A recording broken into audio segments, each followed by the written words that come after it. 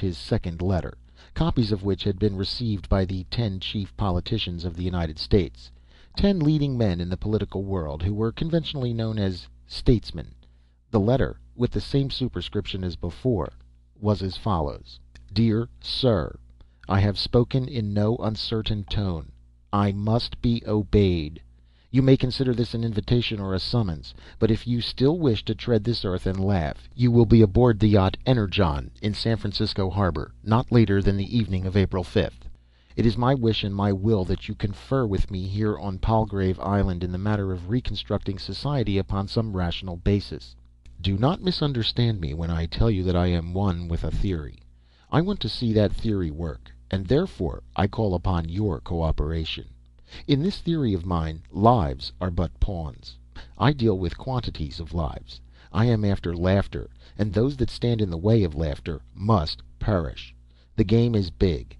There are 1,500 million human lives today on the planet. What is your single life against them? It is as naught in my theory. And remember that mine is the power. Remember that I am a scientist, and that one life or 1,000,000 lives mean nothing to me as arrayed against the countless billions of lives of the generations to come. It is for their laughter that I seek to reconstruct society now, and against them your own meager little life is a paltry thing indeed. Whoso has the power can command his fellows.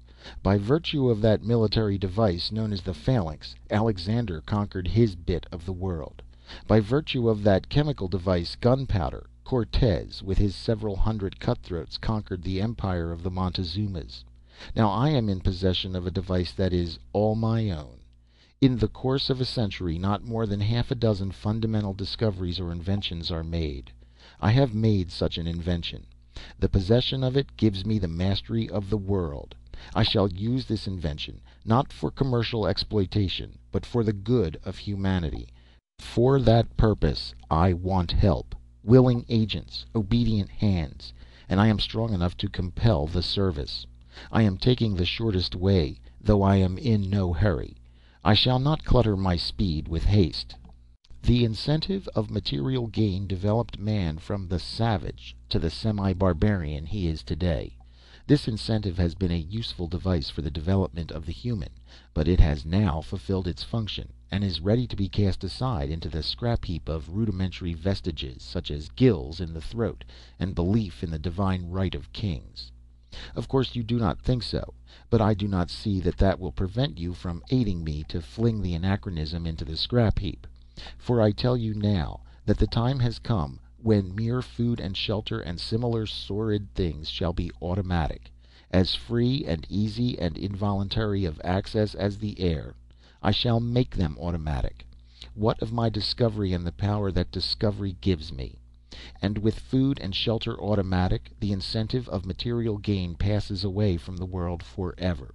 With food and shelter automatic, the higher incentives will universally obtain, the spiritual, aesthetic, and intellectual incentives that will tend to develop and make beautiful and noble body, mind, and spirit. Then all the world will be dominated by happiness and laughter. It will be the reign of universal laughter. Yours for that day, Goliah. Still the world would not believe. The 10 politicians were at Washington, so that they did not have the opportunity of being convinced that Bassett had, and not one of them took the trouble to journey to San Francisco to make the opportunity. As for Goliah, he was hailed by the newspapers as another Tom Lawson with a panacea, and there were specialists in mental diseases who, by analysis of Goliah's letters, proved conclusively that he was a lunatic. The yacht Energon arrived in the harbor of San Francisco on the afternoon of April 5th, and Bassett came ashore.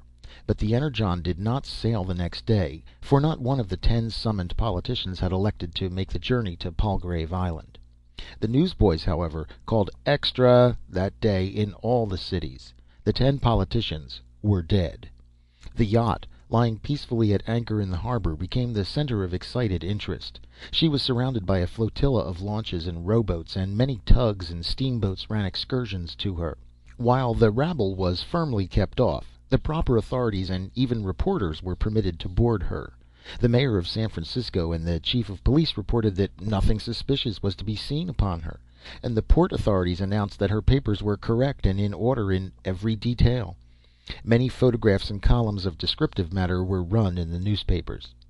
The crew was reported to be composed principally of Scandinavians, fair-haired, blue-eyed Swedes, Norwegians afflicted with the temperamental melancholy of their race, stolid Russian Finns, and a slight sprinkling of Americans and English. It was noted that there was nothing mercurial and flyaway about them. They seemed weighty men, oppressed by a sad and stolid bovine sort of integrity. A sober seriousness and enormous certitude characterized all of them. They appeared men without nerves and without fear, as though upheld by some overwhelming power, or carried in the hollow of some superhuman hand. The captain, a sad-eyed, strong-featured American, was cartooned in the papers as Gloomy Gus, the pessimistic hero of the comic supplement. Some sea captain recognized the Energon as the yacht Scud, once owned by Merivale of the New York Yacht Club. With this clue it was soon ascertained that the Scud had disappeared several years before. The agent who sold her reported the purchaser to be merely another agent, a man he had seen neither before nor since. The yacht had been reconstructed at Duffy's shipyard in New Jersey. The change in her name and registry occurred at that time, and had been legally executed. Then the Energon had disappeared in the shroud of mystery. In the meantime, Bassett was going crazy. At least his friends and business associates said so. He kept away from his vast business enterprises, and said that he must hold his hands until the other masters of the world could join him in the reconstruction of society. Proof indubitable that Goliah's bee had entered his bonnet. To reporters he had little to say.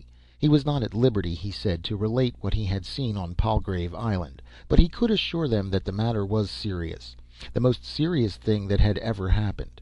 His final word was that the world was on the verge of a turnover, for good or ill he did not know, but one way or the other he was absolutely convinced that the turnover was coming. As for business, business could go hang. He had seen things, he had, and that was all there was to it.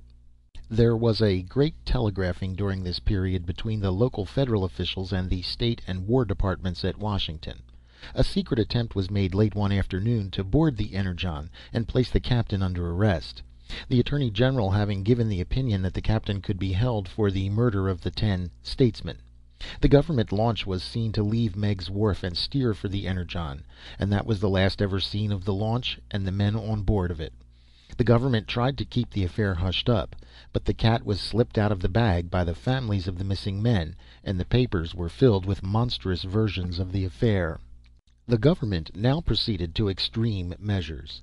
The battleship Alaska was ordered to capture the strange yacht, or failing that, to sink her. These were secret instructions, but thousands of eyes from the waterfront and from the shipping in the harbor witnessed what happened that afternoon. The battleship got under way and steamed slowly toward the Energon. At half a mile distant the battleship blew up. Simply blew up, that was all, her shattered frame sinking to the bottom of the bay, a riff-raff of wreckage and a few survivors strewing the surface. Among the survivors was a young lieutenant who had had charge of the wireless on board the Alaska. The reporters got a hold of him first, and he talked. No sooner had the Alaska got under way, he said, than a message was received from the Energon. It was in the international code, and it was a warning to the Alaska to come no nearer than half a mile. He had sent the message through the speaking tube immediately to the captain. He did not know anything more, except that the Energon twice repeated the message, and that 5 minutes afterward the explosion occurred. The captain of the Alaska had perished with his ship, and nothing more was to be learned. The Energon, however, promptly hoisted anchor and cleared out to sea. A great clamor was raised by the papers.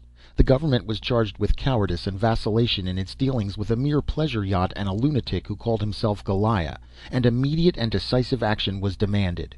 Also, a great cry went up about the loss of life, especially the wanton killing of the 10 statesmen. Goliah promptly replied. In fact, so prompt was his reply that the experts in wireless telegraphy announced that, since it was impossible to send wireless messages so great a distance, Goliah was in their very midst and not on Palgrave Island. Goliah's letter was delivered to the Associated Press by a messenger boy who had been engaged on the street. The letter was as follows: What are a few paltry lives?